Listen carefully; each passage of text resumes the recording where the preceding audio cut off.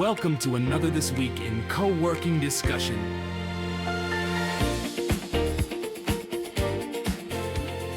What's one thing the co-working world can and should learn from the European firms?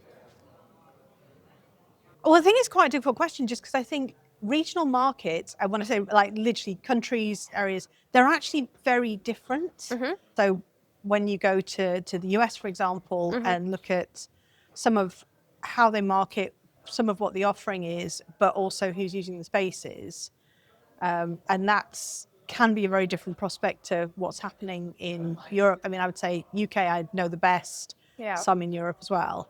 But I think one of the things is it's not all the same. Yeah. And it's what I think is really important is to recognise what some of those differences are and tailor things accordingly. Okay. But just in general terms, I think the move to try and get things to be as streamlined as possible, and if you can make your operator experience really smooth, that helps to make your member experience really smooth, and how you leverage things to be able to do that. I think that's pretty universal. Yeah, I think that's something I've been seeing a lot is a lot of people wanting to streamline their management platforms to make life a lot easier for operators. Yes, and as they grow up a bit. Yeah. Because often when you start and you're literally trying to survive on spreadsheets and things, and that's fine to start with, but then that in the end just gets in the way of you. So then you want to... 100%. I know what it's like to register 20 new members on 4 different platforms. Yes, so we want to not do that. Is that something you think the UK is doing really well?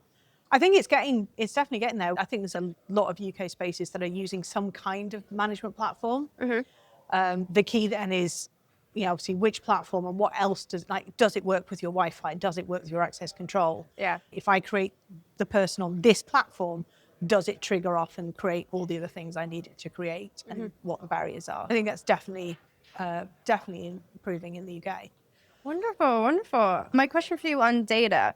If you could wave a magic wand and instantly share one metric across all co-working systems around the world, like if you could tell them what's one metric you need to pay attention to, what would it be? Oh, that's hard. Quite possibly how people use your space. Okay. How often, kind of profile of who's coming in, because I think that's the thing that will drive you to improve your spaces, and particularly if you're trying to grow and scale, really understanding who you're attracting, who you're not attracting, is probably one of the biggest things that will help you.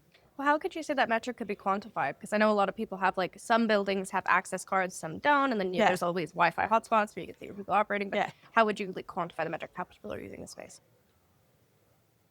So ideally,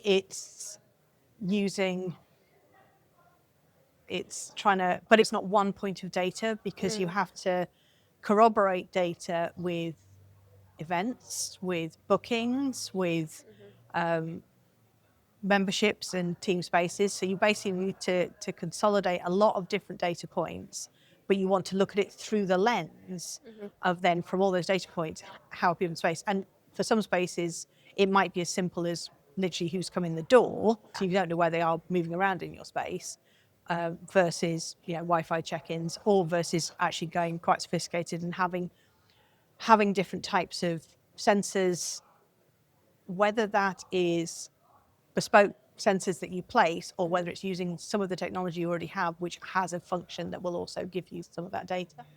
This is so dangerous to have me do. I'm just going to stand here and talk to you all day, honestly. So I think that probably helps spaces the most in terms of where they're at now, where they want to be, and how they grow. That's really cool. After this, I'll be able to talk to you some more about this, because I'm like, I want to keep going. But the next question that I have for you, where do you believe we'll see improvements, like 10 times improvements over the next year in co-working tech? So some nice things that are starting to come in now, not exclusive to co-working, but I think in terms of member experience in co-working helps. So things like access control with facial recognition, where I literally open doors with my face. Oh, perfect. I can't tell you how cool that is. I still find that really cool. So would that be like a replacement for like keys? So instead of a case, it would work as like a phone biometrics? At the moment, it would probably on external doors, but whether that grows to internal, there's a consent piece there, so you have to obviously have consent. But it's just in terms of that ease of access to space, that's really good. I think the more the more joined up a lot of the systems get, the better. But I wonder what obviously I know everyone's talking about AI, Yeah. but I think it's about being careful about how you use it and really understanding what am I trying to achieve by using AI. Because there's lots of stuff you can put stuff into ChatGPT and do some please sanity check what it gives you. How can we be really smart about using AI in a way that frees up our people to do the bit that we need the people for? Yeah.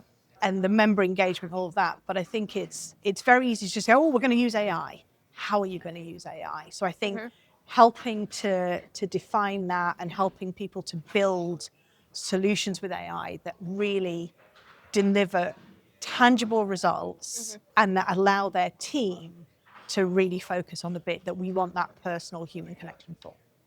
Wonderful, wonderful. Brought to you by Syncaroo.